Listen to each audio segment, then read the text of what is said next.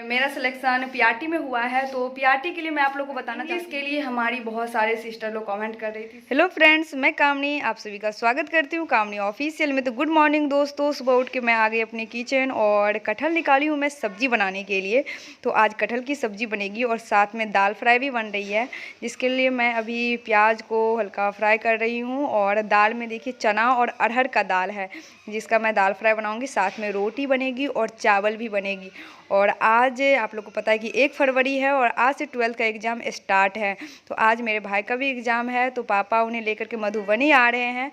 तो भाई जब तक एग्ज़ाम देगा तो पापा मेरे से मिलने के लिए आएंगे। और मम्मी कुछ कुछ सामान भी घर से भेजी है। तो दाल फ्राई के बाद मैं कटहल कुकर में बनाने लगी, जिसके लिए ग्रेवी अभी तैयार हो रही है। और कटहल और आलू मैं पहले फ्राई करके रख दी। आप देख सकते हैं देखने में ही कितना टेस्टी लग रहा है, तो सोचिए खाने में कितनी टेस्टी लगेगी। आप लोग में से किस किस को पसंद है कटहल, कमेंट करके ज़रूर बताइएगा। और चावल दाल और सब्ज़ी तो बन चुकी है। अब रोटी मैं के लिए आटा गूंद रही हूँ मैं। और स्कूल के लिए लेट ना हो जाओ, इसके लिए मैं आज जल्दी जग गई थी और जल्दी जल्दी सारा चीज़ किचन में मैं कर रही हूँ। बस अब रोटी बनाना है, तब तक कटहल भी हो जाएगी। और पापा से मैं बात की तो पापा तो बोले चले जाने के लिए स्कूल, लेकिन आप वीडियो में आगे देखिएगा कि मैं पापा से मिल भी ली, लेकिन कैसे मिली वो आगे आपको पता चलेगी। आप लोग में से बहुत सारे दोस्त लोग कमेंट किए थे कि दी पीआरटी के लिए कैसे पढ़े, बहुत डर लगता है, आपका सिलेक्शन कैसे हो गया। तो आपको तो पता होगा कि पीआरटी में सब कुछ पढ़ना होता है, कुछ भी आप स्किप नहीं कर सकते हैं। आपको साइंस भी पढ़ना होगा, सोशल साइंस भी पढ़ना होगा, मैथ रीजनिंग भी पढ़ना होगा। तो अभी देखिए एग्ज़ाम में बहुत कम समय है और इतनी सारी वैकेंसी आई है 70,000 प्लस। तो आप लोग अच्छे से मेहनत कीजिए, अपनी पूरी जितनी 100% आप दे सकते हैं, जितना मेहनत कर सकते हैं उतनी कीजिए। क्योंकि मैं भी उस टाइम में ऐसे ही मेहनत छोटे से बाबू के साथ मैं 15 घंटा 16 घंटा पढ़ती थी, तब जाकर के मेरा सिलेक्शन हुआ। क्योंकि सिलेबस दिया नहीं था और सब कुछ हमें पढ़ना था। तो लेकिन ये था कि हिस्ट्री मुझे बहुत हेल्प किया, क्योंकि मैं द ऑफिसर एकेडमी पे क्लास कर रही थी, जहाँ से मुझे बहुत हेल्प मिली। शशि शरण सर बहुत मेहनत करके पढ़ाए। आप लोग बोलते हैं कि आप कहाँ से पूरी तैयारी किए थे, तो मैं सिर्फ द ऑफिसर एकेडमी से पूरी तैयारी की थी। लास्ट में जब सारा क्लास सर कंप्लीट करवा दिए, तो मैं यूट्यूब से अदर चैनल से भी क्वेश्चन प्रैक्टिस की थी। और मैं आप लोग को भी यही कहूँगी कि क्वेश्चन प्रैक्टिस आप बहुत ज़्यादा कीजिए। आप अलग अलग चैनल से भी क्वेश्चन प्रैक्टिस यूट्यूब पे सर्च करके कर सकते हैं। बाकी लेकिन आप जहाँ आप बैच लिए हैं वहाँ विश्वास करके उन पे पूरी ईमानदारी से आप जो भी पढ़ाते हैं उसका रिवीजन कीजिए। क्योंकि आप जब क्लास देखिएगा लगेगा सब कुछ याद हो गया, लेकिन 1-2 दिन बाद आप अगर सेट लगाइएगा तो आपको लगेगा ये तो क्लास में पढ़े थे लेकिन ध्यान नहीं आ रहा है क्वेश्चन। तो सेट भी आप लगाते जाइएगा, इससे आपको पता चलेगा कि आपको याद है या भूल गए हैं। सेट लगाने से एक और फ़ायदा होता है कि टाइम मैनेज अच्छे से एग्ज़ाम में होता है। और आप सोच रहे होंगे कि मैं किससे बातें कर रही हूँ, तो मैं प्रिया दी से बातें कर रही हूँ।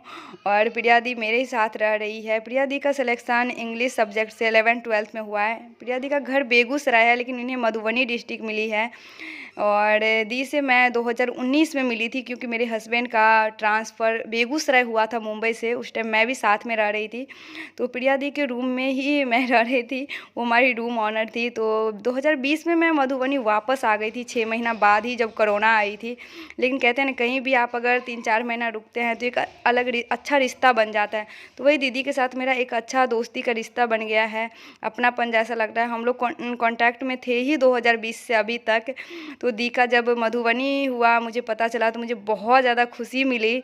और फिर अभी दी का यहाँ ओरिएंटेशन चल रहा है, इंडक्शन ट्रेनिंग इनका ख़त्म हो गया, ओरिएंटेशन यहीं चल रही है। स्कूल अलॉटमेंट अभी मधुबनी ज़िला का नहीं हुआ है, होती है तो मैं आप लोग से ज़रूर शेयर करूँगी कि दीदी को कहाँ मिला है। और जब तक मैं किचन का काम की, दी पूरी साफ़ सफाई कर दी रूम सब का। और आप देख सकते हैं अब मैं जा रही हूँ नहा के रेडी होने के लिए। और जब मैं रेडी होके आई तो मेरा बाबू मुझे छोड़ ही नहीं रहा था, क्योंकि अब ये समझने लगा है कि मम्मा स्कूल चली जाएगी छोड़ करके। बहुत बुरा लगते रहता है, लेकिन जो भी कर रही हूँ मैं बाबू के लिए ही कर रही हूँ। क्योंकि अगर मम्मी पापा पैसे ना कमाएं तो बच्चे को अच्छी लाइफ नहीं दे सकते हैं। अगर इसलिए जो भी मैं कर रही हूँ अपने बाबू के लिए, कि मैं इसकी हर ज़रूरत को पूरा कर सकूँ, एक अच्छा लाइफ इसे दूँ। तो सभी के मम्मी पापा चाहते हैं कि बच्चे के साथ एनी टाइम रहे, लेकिन उन्हें कुछ पाने के लिए कुछ खोना भी पड़ता है। तो बस कुछ दिन की दिक्कत है। और ये सब मैं इतना इसलिए कर पाती हूँ क्योंकि मम्मी मेरी साथ देती है। मेरे जगह दादी माँ बाबू की ध्यान बहुत अच्छे से रखती है। मम्मी नहीं होती तो शायद मैं ये जॉब नहीं कर पाती। और जैसे ही मैं स्कूल जाने के लिए निकली तो मेरे पापा भी मुझे मिल गए और पापा मुझे स्कूल लेकर के गए। तो आ चुकी मैं स्कूल से घर और किचन में इसलिए हूँ क्योंकि मैं सब्ज़ी लाई तो किचन ही में पहले रखी। और बाबू अभी सो रहा है, तो चलिए बाबू से मिलाते हैं। बाबू अभी अपनी दादी माँ के गोद में सो रहा है, दादी के गोद में सो रहा है। और ये देखिए कानू आज पहले स्कूल से आ गई, मासी से पहले। और दी हमारी क्या कर रही है? सो रही है। दी हमारी सो रही है। दी की थोड़ी तबीयत ठीक नहीं लग रही है, तो भी रेस्ट कर रही है दी। और मैं भी फ्रेश हो जाती हूँ, बाबू अभी सो रहा है। और आप लोग बहुत ज़्यादा कमेंट कर रहे थे कि पीआरटी के लिए आप कुछ बताइए, पीआरटी के लिए कैसे हम प्रिपरेशन करें, क्योंकि आप लोगों को तो पता है बहुत ही ज़्यादा संख्या में वैकेंसी फिर से आई है सबको। क्योंकि एक मेरे चैनल पे एक भाई कमेंट किए थे, सो आपके टाइम में 70,000 वैकेंसी में सिलेक्शन लेना आसान है, लेकिन मेरे टाइम में तो इतनी वैकेंसी नहीं है, तो सिलेक्शन कैसे होगी? तो उन्हें मैं बता दूं कि देखिएगा 65,000 से कम वैकेंसी नहीं आएगी। आज की न्यूज़ में मैं देखी थी कि 70,000 प्लस वैकेंसी रहेगी। तो बस आप ये मत सोचिए कि वैकेंसी कितनी रहेगी, बस अपनी तैयारी में लग जाइए। और मेरा सिलेक्शन पीआरटी में हुआ है, तो पीआरटी के लिए मैं आप लोगों को बताना चाहती हूँ। सो आप सब क्या पढ़ें, क्योंकि आपको पता है कि साइंस भी पढ़ना होगा, सोशल साइंस भी पढ़ना होगा और मैथ और रीजनिंग भी आपको पढ़ना होगा।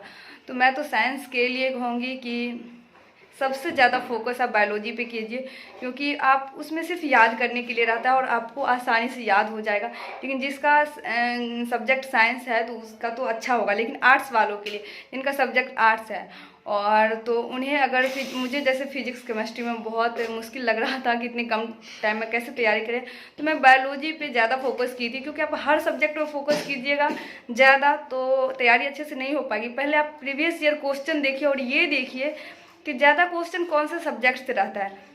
जैसे हिस्ट्री को अगर आप अच्छे से पढ़ते हैं तो हिस्ट्री में आप अगर 10 क्वेश्चन पूछा जाएगा तो 10 में 10 ला सकते हैं। और मेरा तो हिस्ट्री में ही सबसे ज़्यादा सही था, एक भी गलत नहीं था हिस्ट्री से क्वेश्चन अगर मेरे पेपर में जो आया था। सबसे अगर मुझे जहाँ पे मुझे कम मार्क्स मिला था वो मैथ से, क्योंकि मैं लास्ट में मैथ बना ही नहीं पाई थी, बिल्कुल भी नहीं। तो पहले से आप प्रैक्टिस करके रखिए कि देखिए मैं पहले इधर का सब्जेक्ट बना रही थी, सोची थी लास्ट में मैथ बनाएंगे, और लास्ट में टाइम भी रहता है तो मन इतना हलचल हो जाता है कि कैलकुलेशन हम कर ही नहीं पाते हैं। जिनका मैथ अच्छा है, कैलकुलेशन बहुत फास्ट है, वो तो कर लेंगे, लेकिन मेरा एवरेज है। तो इसलिए मैं ऐसा नहीं, क्वेश्चन बन रहा था सभी क्वेश्चन, लेकिन मैं बना नहीं पाई। तो इसलिए आप पहले से सेट लगाइए और देखिए कि आप टाइम को कैसे मैनेज करें। पहले मैथ बना करके या फिर पहले जीके जीएस बनाइएगा, बाद में मैथ। आप सेट बनाते समय आपको पता चल जाएगा, तो उसी अकॉर्डिंग एग्जाम में आप बनाइएगा। क्योंकि अगर आप डेली एक सेट अभी से एग्जाम तक लगाते हैं, क्योंकि डेली मैं तो कहूँगी कि हर एक दिन छोड़ के भी, लेकिन आप डेली सेट लगाइए। और सबसे ज़्यादा फोकस आप हिस्ट्री और ज्योग्राफी पे कीजिए। और एक सिस्टर कमेंट की थी, सो हिस्ट्री में कौन कौन सा हिस्ट्री पढ़े, तो सबसे ज़्यादा क्वेश्चन रहता है मॉडर्न हिस्ट्री से, तो आप मॉडर्न हिस्ट्री पे ज़्यादा फोकस कीजिए। मैं तो कहूँगी अगर समय कम है और आप अगर न्यू स्टूडेंट है जो पहले से तैयारी किए हुए हैं, 1-2 मार्क्स से छूट गए, उनका सिलेक्शन नहीं हुआ, तो वो सब तो बस आप लोग रिवीजन कीजिए अच्छे से। लेकिन जो पहली बार एग्जाम दे रहे हैं पीआरटी का, उनके लिए कहूँगी कि आप सबसे ज़्यादा फोकस मॉडर्न हिस्ट्री पे कीजिए, अगर अच्छे से तैयार कीजिए। सबसे ज़्यादा क्वेश्चन वहीं से रहता है, और ज्योग्राफी से भी अच्छा खासा क्वेश्चन रहता है, और बायोलॉजी से भी अच्छा क्वेश्चन रहता है। और रीजनिंग बहुत इजी रहता है, बहुत इजी। आप रीजनिंग, अगर मेरे टाइम में 12 क्वेश्चन था रीजनिंग से, तो आप 12 में 12 ला सकते हैं, ऐसा रीजनिंग रहता है। तो रीजनिंग का प्रैक्टिस आप कर लीजिए, बस वो प्रैक्टिस की चीज़ आप प्रैक्टिस कर लीजिए, उसमें रॉन्ग नहीं होगा और बहुत जल्दी बन भी जाएगा। ये सब ऐसा सब्जेक्ट है जिससे आप मार्क उठा सकते हैं। और लैंग्वेज तो बस क्वालिफाई करना रहता है, तो उसके लिए आप लास्ट में बस 10 दिन रहेगा एग्जाम का, तो भी आप देख लीजिएगा तो चलेगा 10-15 दिन। लेकिन अभी ज़्यादा फोकस हिस्ट्री ज्योग्राफी इस पर कीजिए, मैथ का प्रैक्टिस कीजिए डेली, और साथ ही साथ आप रीजनिंग का प्रैक्टिस कीजिए। अगर इस सब में अगर प्रैक्टिस कर लेते हैं और सेट डेली लगाइए, क्वेश्चन प्रैक्टिस बहुत ज़्यादा कीजिए। और हाँ, अगर आप डेली कोशिश कीजिए कि 10 पेज 15 पेज करके आप एनसीईआरटी एससीईआरटी को पढ़ते जाइए। एनसीईआरटी एससीईआरटी से क्वेश्चन रहता है बहुत ज़्यादा। और इंग्लिश के लिए हमारी बहुत सारे सिस्टर लोग कमेंट कर रही थी, सबसे ज़्यादा कमेंट है मेरे चैनल पे तो वो इंग्लिश के लिए है। तो देखिए मेरी बहुत सारी फ्रेंड का सिलेक्शन हुआ है 9th-10th में, 11th-12th में, और हमारे रिलेशन में भी बहुत सारे हैं जो प्रिपरेशन कर रहे हैं, अभी एग्ज़ाम देने वाले हैं, जैसे मेरी मामी जी सब। तो उन सब का सब्जेक्ट इंग्लिश है। तो मैं उनसे आज बात भी की थी आप लोग के लिए, आप लोग का बहुत ज़्यादा कमेंट देखी तो वो लोग यही बोले कि सबसे ज़्यादा फोकस आपको अगर टीजीटी और पीजीटी के लिए आप करना चाहते हैं तो ग्रामर पे करना चाहिए, क्योंकि क्वेश्चन सबसे ज़्यादा जो 80 मार्क का आपका जो सब्जेक्ट से रहेगा, जिनका सब्जेक्ट इंग्लिश है, तो ग्रामर से ज़्यादा क्वेश्चन पूछा गया था। तो आप ग्रामर पे ज़्यादा फोकस कीजिए। लिटरेचर से कम था, लेकिन उस पर भी आप ध्यान दीजिए, क्योंकि आपका सब्जेक्ट अगर अच्छा रहेगा तो आपका सिलेक्शन होने से कोई नहीं रोक सकता है, क्योंकि जीके जीएस 40 मार्क्स का पूछा जाएगा, लेकिन आपके अपने सब्जेक्ट से 80 मार्क्स का क्वेश्चन रहेगा। तो आपको सबसे ज़्यादा मार्क्स आपको अपने सब्जेक्ट में लाना होगा, क्योंकि जीके जीएस में बहुत सारा सब्जेक्ट है, लेकिन आपका अपना जो सब्जेक्ट है वो एक ही सब्जेक्ट से पूछा जाएगा। जिसका इंग्लिश है तो इंग्लिश से 80 मार्क्स का क्वेश्चन रहेगा, उसमें आप ग्रामर अच्छे से देख लीजिए। और यूट्यूब पे एक चैनल है भारतीय एकेडमी करके, उसे आप फॉलो कर सकते हैं, क्योंकि बहुत सारे लोग उन्हें फॉलो कर रहे हैं। और बीपीएससी के लिए खास करके बीपीएससी ट्री 3.0 पे उनका बैच भी आने वाला है इंग्लिश के लिए। आप देख लीजिए, अगर बैच लेना है तो बैच ले लीजिए, या यूट्यूब से भी आप प्रैक्टिस कर सकते हैं। तो यही था दोस्तों आज का वीडियो। आप लोग का अगर और भी कोई क्वेश्चन है तो कमेंट ज़रूर कीजिएगा, हम नेक्स्ट वीडियो में बताएंगे। और इस वीडियो को मैं यहीं पे एंड करती हूँ। बाबू मेरा भी सो रहा है, इसलिए मैं सोच रही हूँ कि अभी एडिट करके इसे अपलोड कर देती हूँ। मैं फ्रेश भी नहीं हुई और नहीं तो बाबू जग जाएगा। तो मैं सब कुछ छोड़ के सिर्फ बाबू पे ध्यान देती हूँ, क्योंकि सुबह 9 बजे से 5 बजे तक मैं स्कूल में रहती हूँ।